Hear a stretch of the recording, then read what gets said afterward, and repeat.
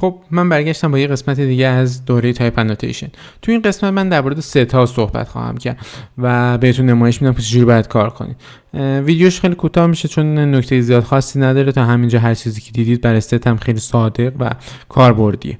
خب من اگه بخوام یه دونه ست تعریف کنم میگم که مثلا مای ست، میگم ایشون یه ستیه. خب ولیوهاش چی میتونه باشه؟ مثلا 1 و 2 و 3 و ست هم میبندمش. خب همونجوری که میبینید دیگه الان مشخص شد سته. الان میتونید از ست استفاده کنید و داشته باشیدش. کار دیگه که میتونید انجام بدید چیا میتونه باشه؟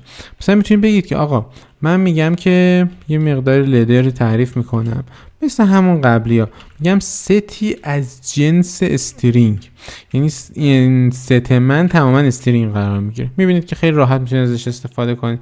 اگه مثلا بیاید تغییرش بدید 1 10 بکنید خطا بهتون میگیره و خیلی راحت نمیذارین کار انجام بدید.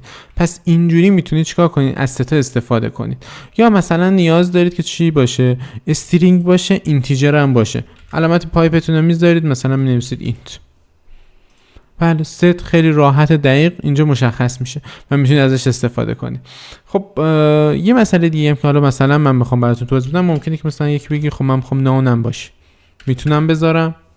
میبینید که به شما خطا میگیره، میگه آقا نمیتونی نان بذاری. اگه میخوای نان بذاری، تو سواده به مشکلاتی داشتیم وقتی میخواستیم نان بذاریم، ولی الان این مشکلات رفع شده. باید علامت پایپ رو بذارید و نانش کنید.